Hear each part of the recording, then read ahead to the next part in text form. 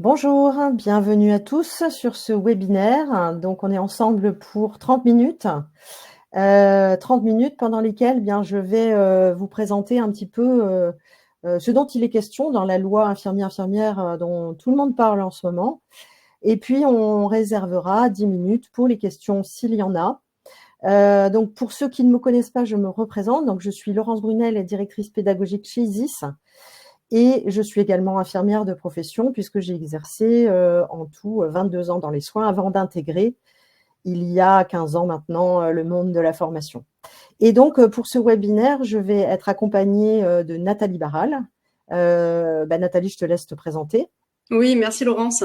Bonjour à toutes et à tous, je suis Nathalie Barral, responsable pédagogique chez ISIS Infirmiers et donc j'accompagne Laurence aujourd'hui pendant ce webinaire, notamment pour noter toutes les questions que vous avez à lui poser sur la loi infirmière. Vous êtes très très nombreux à être connectés aujourd'hui. Donc alors Laurence, nous t'écoutons attentivement. Qu'est-ce que c'est cette loi infirmière ? Alors, avant de commencer, il faut préciser que actuellement, les éléments qui vont composer la loi infirmière sont en cours de discussion. Donc, évidemment, on n'a pas encore tous les textes, mais il y a quand même des choses qui viennent au devant de la scène et donc c'est de ça dont je vais vous parler. Alors, tout d'abord, un contexte qui amène, parce que pour regarder ce qui va se passer dans le futur, il faut aussi regarder ce qui s'est passé jusqu'à présent, qui a conduit aux différentes évolutions législatives et aux différentes évolutions de la profession d'infirmière. Donc, premièrement, le constat, c'est qu'on a aujourd'hui une problématique d'accès aux soins par la population, puisqu'on sait qu'aujourd'hui, 7 millions de Français n'ont pas de médecin traitant, et sur ces 7 millions, il y en a 700 000 qui sont en ALD. Donc, problème.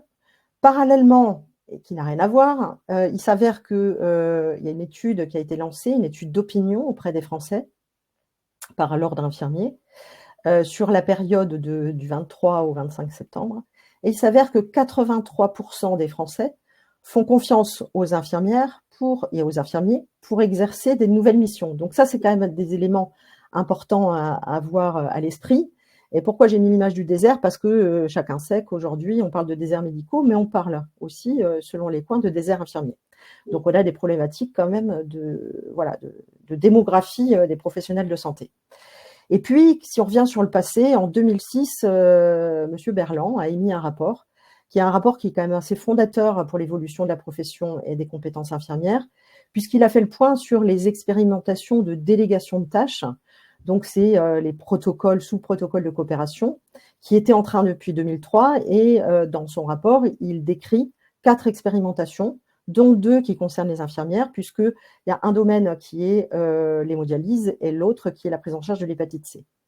Et donc, ce rapport émet la conclusion qu'il faut impérativement qu'il y ait une naissance, une création d'un nouveau métier intermédiaire, donc j'ai mis entre guillemets évidemment, et c'est donc la naissance de l'IPA. Donc tout ça pour vous dire que la profession d'infirmière évolue, qu'elle évolue aussi au fil de l'eau en fonction de l'actualité et des problématiques de santé.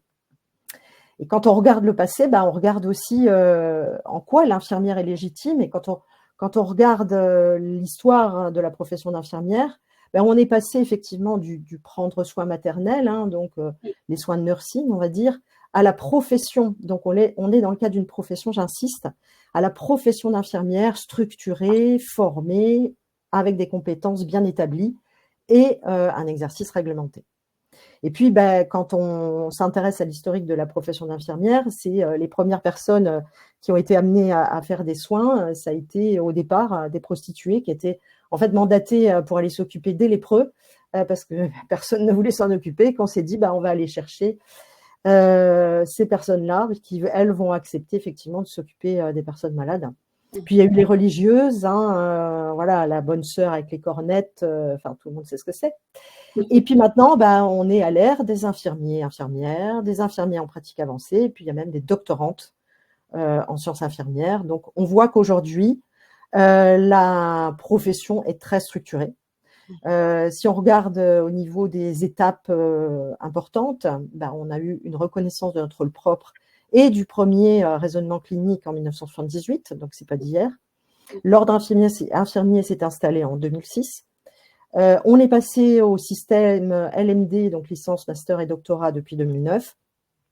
Et petit à petit, les sciences infirmières se structurent, s'organisent, et la voie au doctorat est ouverte depuis 2009, et on parle aujourd'hui de théoricienne en soins infirmiers. Donc tout ça pour dire que la profession se structure. Alors je vous ai mis 3 figures un peu emblématiques, Florence Nightingale, Léonie Chaptal, et notre bonne vieille Virginie Anderson, que tout le monde doit connaître.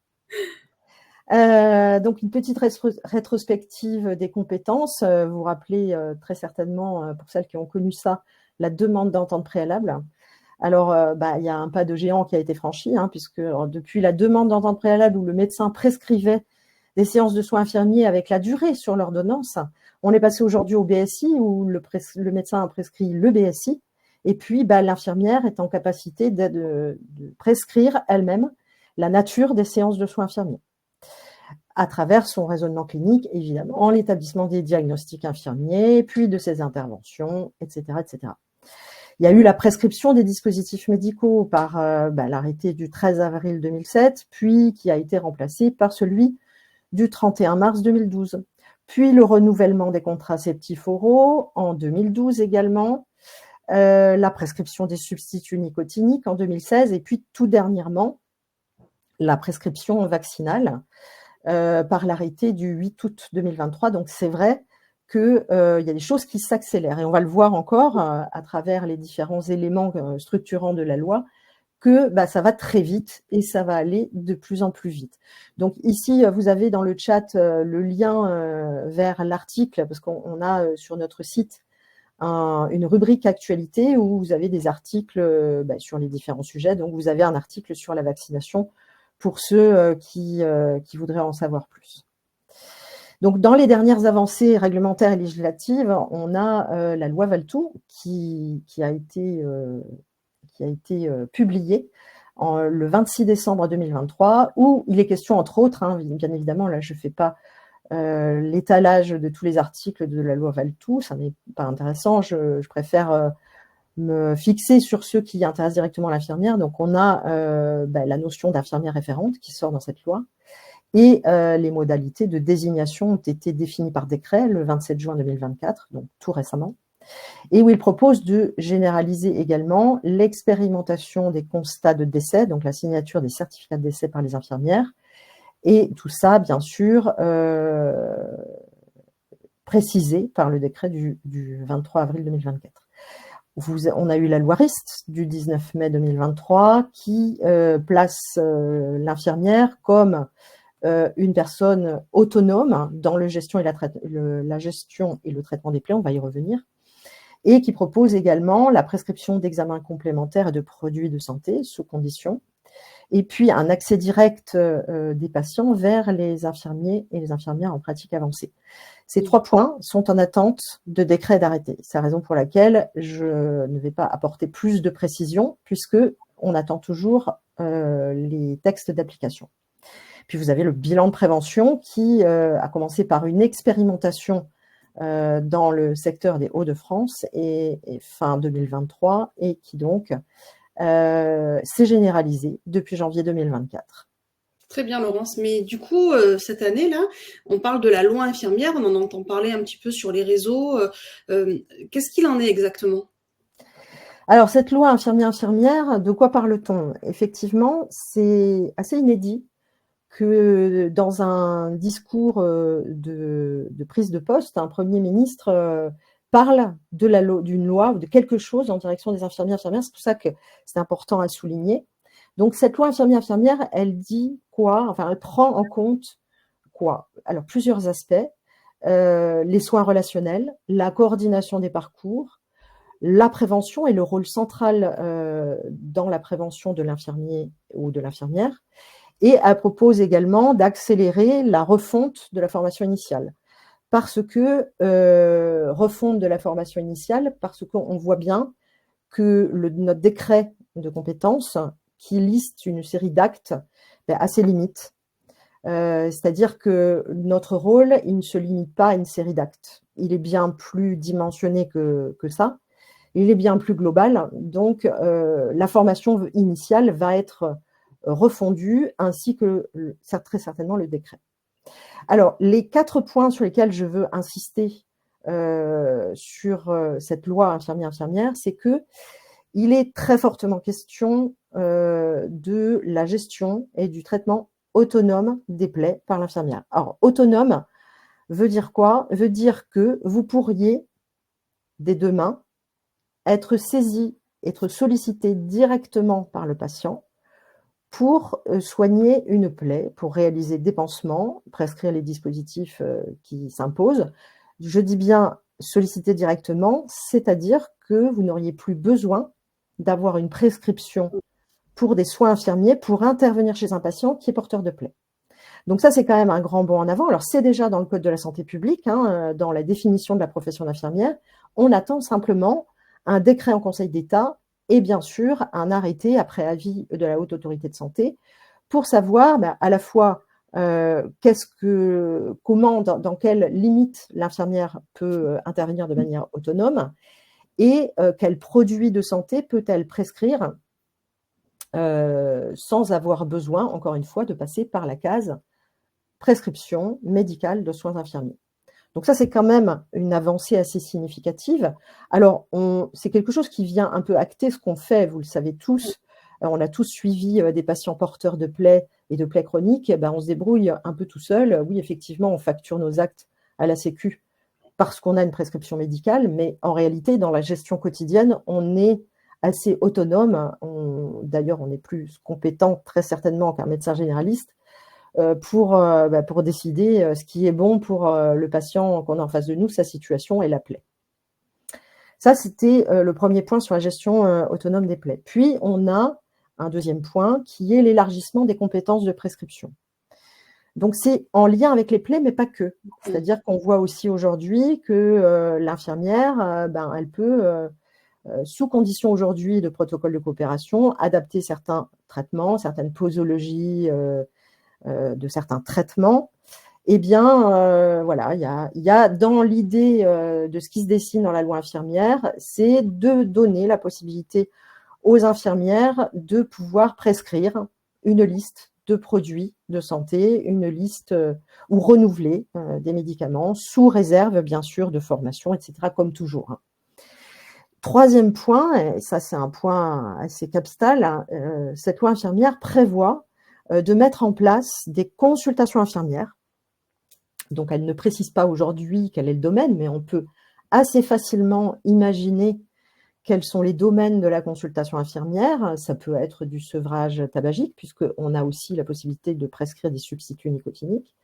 Ça pourrait être de ce qu'on appelle, nous, les soins relationnels, c'est-à-dire prendre en charge quelqu'un et réaliser des entretiens thérapeutiques. Il y a tout un tas de domaines dans lesquels la consultation infirmière peut intervenir. Ce qu'il se dessine dans les coulisses, c'est que cette consultation infirmière serait mise en place sous condition de formation. Donc ça, on y reviendra juste après parce que effectivement, la consultation infirmière, ça ne s'improvise pas. Il y a une méthode à suivre pour éviter de partir dans tous les sens, de perdre son temps et de bien structurer en fait son acte de consultation. Vous connaissez déjà certains actes de consultation, puisque vous avez, par exemple, quand vous prescrivez la vaccination, un acte de consultation à réaliser pour pouvoir prescrire ensuite le vaccin. Quand vous réalisez, si vous le faites pour certains d'entre vous, des bilans de prévention, c'est une forme de consultation. Quand vous réalisez un bilan initial de plaie, et là on revient sur la gestion et le traitement autonome des plaies, c'est une consultation également. Voilà, il y a tout un tas de consultations, tout un tas de domaines. Le BSI aussi, évidemment, est une consultation. Donc il y a tout un tas de domaines dans lesquels s'exerce la consultation infirmière. Quatrième et dernier point qu'aborde la loi, c'est la place centrale de l'infirmière comme coordinatrice. Alors là, au domicile, je vais revenir sur un point essentiel. À domicile, en tant qu'infirmière libérale, on est expert du maintien à domicile. Il faut surtout pas l'oublier. C'est-à-dire que quand vous rentrez dans le domicile d'un patient, vous repérez immédiatement certains éléments et vous savez exactement ce dont le patient a besoin Et on a, nous, en tant qu'infirmières, cette approche globale qui nous permet justement, non pas de se centrer sur la pathologie, mais de rester centré sur le patient et tous ses besoins, et pas que liés à la pathologie. Donc la loi infirmier propose de mettre l'infirmière au centre de la coordination, et notamment de la coordination des parcours de soins. Et pourquoi pas, au niveau du maintien à domicile, dire que l'infirmière serait une personne compétente pour évaluer la dépendance, les besoins non seulement en soins, mais aussi en aide type ménage, courses, etc., etc. Tout ce que vous connaissez déjà dans le maintien à domicile. Du coup, ces nouvelles compétences, Laurence, dont tu parles dans cette fameuse loi infirmière, est souvent reliée à des besoins de formation. Comment Isis s'inscrit dans cette évolution justement par rapport à la profession d'infirmière? Alors évidemment, là, je vous ai listé 3 formations qui me semblent être l'essentiel en fait pour se préparer à cette loi infirmière. On a donc, pardon, j'ai changé la slide sans le vouloir. On a donc le template qui nous vient évidemment tout de suite puisque c'est en lien direct avec la gestion et le traitement autonome des plaies. Et notamment, dans cette formation, un focus évidemment sur les plaies complexes, les plaies chroniques, notamment les ulcères, puisque c'est ce qu'on croise beaucoup au domicile. Donc, ce thème, il existe en 2 jours présentiels dans le cadre du DPC. On a évidemment le thème consultation, qui est une formation qui se réalise en 9 jours, sous la forme de 4 modules présentiels, ou en classe virtuelle d'ailleurs, et qui est financé dans le cadre du FIFPL en financement individuel. On a 3e thème qui est en lien direct avec le rôle central en termes de prévention, c'est évidemment le bilan de prévention, puisque ce bilan de prévention vous donne les clés pour pouvoir réaliser ces bilans de prévention auprès des assurés sociaux, puisque je rappelle que ce sont des assurés sociaux et pas des malades que vous voyez dans le cadre de ces bilans de prévention. Cette formation, elle se réalise par le biais d'un financement personnel. Il n'y a aucun financeur aujourd'hui qui finance cette formation et bien sûr qui vous fait bénéficier du crédit d'impôt. Je crois que tous ces financements-là, c'est un petit peu compliqué pour les infirmières. Tu pourrais revenir, Laurence, s'il te plaît, sur donc les différents types de financement? Oui, bien sûr, c'est vrai que c'est un petit peu complexe. Donc, on a essentiellement 3 types de mesures ou d'aide ou de financement des formations quand on est infirmière libérale. On a en premier évidemment le DPC, vous avez une enveloppe annuelle de 14 heures de formation qui donc vous permet de prendre en charge les coûts pédagogiques, donc le coût de la formation, et puis qui vous indemnise pour perte de ressources. Puis vous avez le FIFPL qui est un fonds qui vous permet de bénéficier d'une enveloppe annuelle de 600 € par an, qui vous permet donc de couvrir les coûts pédagogiques. Et puis, 3e aide, vous avez les mesures fiscales. Alors, en premier, on a évidemment le crédit d'impôt. Le crédit d'impôt, c'est une somme que vous enlevez de votre impôt à payer, donc ça, c'est important à signaler, ce n'est pas de la déduction. Et ce crédit d'impôt, il est plafonné à 40 heures par an, à raison de 11,88 € par heure de formation suivie.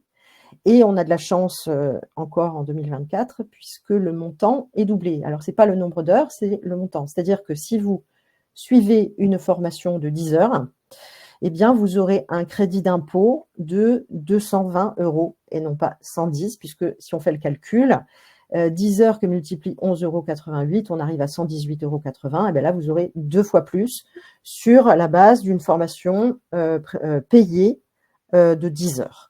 Et puis, vous avez bien sûr tous les frais liés à une formation qui sont déductibles au titre des frais professionnels. D'accord, très bien, merci Laurence, ouais, très clair. Alors maintenant, je suppose que vous avez des questions. Oui, alors. Donc la parole est à vous, mais je vois que ça a circulé pas mal dans le chat. Oui, tout à fait. Alors, j'ai relevé quelques questions. Alors, tout d'abord, on vient de terminer là la présentation par le financement. Une participante donc nous demande le financement du FIFPL a encore baissé, Laurence. Il était à 750 euros, il est passé à 600 euros en 2024. J'imagine qu'on n'a pas le montant encore pour 2025, mais qu'est-ce que tu peux nous dire par rapport à ça?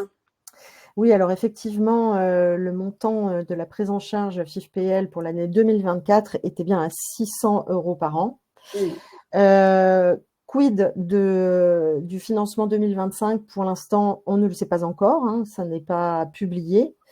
L'année dernière, pour mémoire, il me semble qu'ils avaient publié le montant autour de mi-décembre, quelque chose comme ça.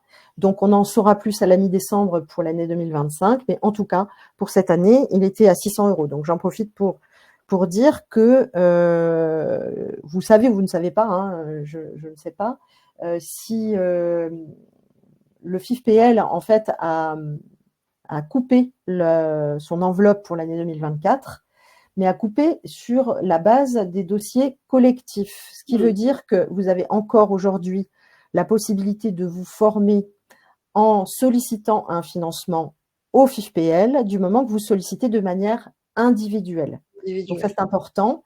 C'est que dans le cadre de ce financement, vous réservez votre formation, vous payez votre formation et le FIFPL prend en charge une fois que la formation est réalisée. Donc, il vous rembourse directement à vous. C'est c'est la dernière des mesures que nous avons appris cette semaine. C'est que l'enveloppe annuelle collective est terminée. En revanche, les enveloppes individuelles, elles, sont toujours actives. Bon, c'est plutôt une bonne nouvelle, ça, Laurence. Du coup. Voilà, on peut quand même continuer. Une très bonne nouvelle. Voilà. Ok. Du coup, toutes ces lois, donc une autre question, hein, est-ce que toutes ces lois donc seront sous condition de formation, donc surtout pour les plaies, est-ce qu'il y aura des attestations, tu penses à prévoir, à fournir, un petit peu comme la MI 5.8 où on est sur une obligation de formation, il va y avoir peut-être des choses comme ça? Alors aujourd'hui, on ne le sait pas encore, mais dans la mesure où il y a une autonomie nouvelle, sur tout nouvel acte, il est probable qu'il y aura une formation obligatoire. Alors, soit obligatoire de quelle façon? Soit par les caisses d'assurance maladie pour pouvoir solliciter la cotation d'un acte en particulier, soit obligatoire pour pouvoir réaliser l'acte. C'est le cas, par exemple, de la vaccination, où toutes les infirmières qui veulent prescrire la vaccination depuis août 2023 sont tenues de s'enregistrer auprès de l'ordre infirmier et quand elles s'enregistrent, elles doivent fournir l'attestation de validation de la formation réglementaire de 11 heures.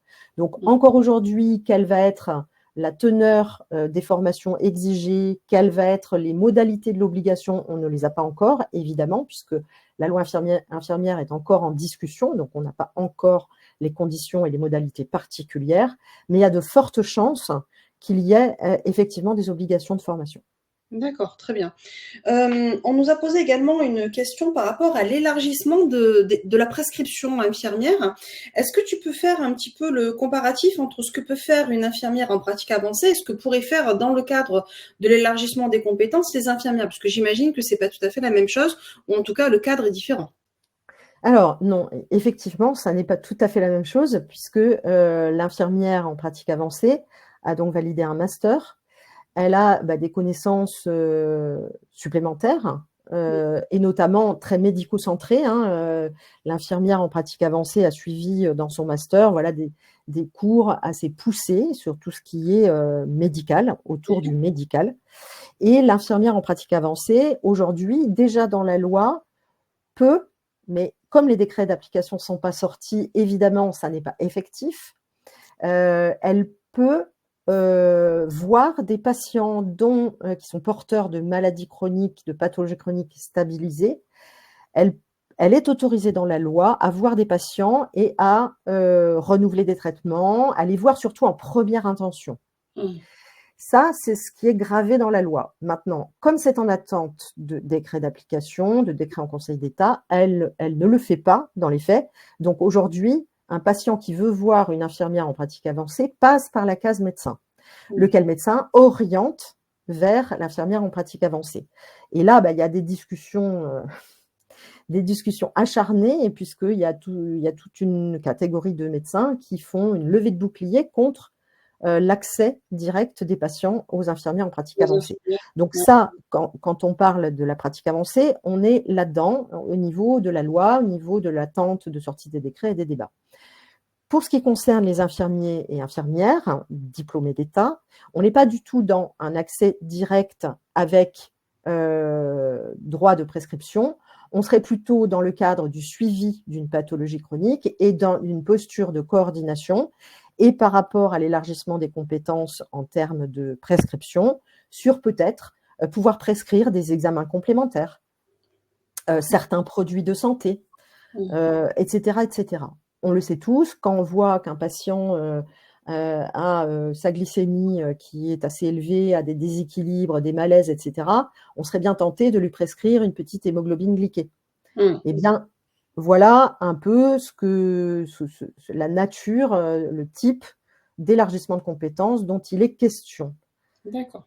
Okay. Je dis bien dont il est question parce que les discussions sont en cours au Sénat, à l'Assemblée. Il y a une commission qui s'est réunie et qui n'a pas fini encore, qui n'a pas rendu ses conclusions. Donc, voilà tout ce qui est la discussion. D'accord. Donc, cette loi, elle n'est pas encore votée. Donc, on attend déjà qu'elle soit promulguée, qu'elle soit vraiment bien établie. Et ensuite, on va attendre les décrets d'application, en fait. C'est ça? Absolument. D'accord. Donc, évidemment, moi, je suis, et toute l'équipe pédagogique d'Isis, Nathalie y compris, on suit tous de très près cette actu parce qu'on sait très bien que ça va générer des besoins de formation et que nous, on souhaite être là et répondre à ces besoins de formation. Voilà, répondre à vos besoins, c'est vraiment notre sujet quotidien. Oui, tout à fait. Alors notamment la consultation infirmière, c'est vrai que c'est une des formations que Isis a vraiment mis en place depuis très très longtemps, donc était vraiment précurseur là-dedans. On voit aujourd'hui que voilà, même l'ordre infirmier soutient cette activité. Je crois qu'aussi la nouvelle présidente de l'ordre voilà, se mobilise aussi pour ça par rapport à la consultation infirmière. Oui, oui, absolument. On voit bien qu'elle est présente sur le sujet, elle est souvent au ministère et elle relaie sur le site de l'Ordre national des infirmiers, elle relaie de l'actu, etc. On voit que récemment, il y a eu des prises de position sur les injections de dérivés humains, etc. Enfin, il y a vraiment aujourd'hui une activité assez importante à l'Ordre pour être au centre de l'actu qui concerne la profession. Oui, tout à fait. Au niveau de la prescription des produits de santé, on sait un petit peu de quoi il s'agit? Ça serait des antiseptiques, ça serait des sets à pansements? Qu'est-ce que ça pourrait être? Alors, les sets à pansements, on a déjà la possibilité de prescrire des dispositifs médicaux en lien avec les pansements, mais ça pourrait être, par exemple, certains antiseptiques. Alors, quand on parle des plaies, je vais pas trop spolier le prochain webinaire, mais quand on parle des plaies, évidemment, on se dit quelle est l'indication à mettre des antiseptiques sur une plaie chronique. Donc, évidemment, il y a peut-être un droit de prescription à certains antiseptiques, mais sous certaines conditions, et ça veut dire ça, qu'il faut se tenir à jour de quelles sont les dernières recommandations et qu'est-ce que moi, en tant qu'infirmière, voilà, parce qu'on porte une responsabilité quand on prescrit quelque chose, et on le voit avec la prescription vaccinale, on porte une responsabilité supplémentaire.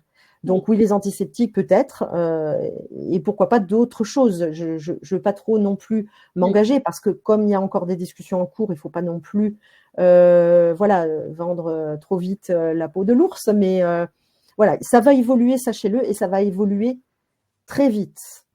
Ok, très bien, merci Laurence, on a fait le tour à peu près des questions, sinon tu avais répondu au fur et à mesure, j'avais vu des questions passer, mais tu avais répondu dans la présentation. Ok, donc on rappelle qu'il y a ces 3 formations qui sont des formations qui vous permettront de toute façon de bien vous préparer à cette loi infirmière. Et donc on arrive déjà à la fin du webinaire. Merci Nathalie.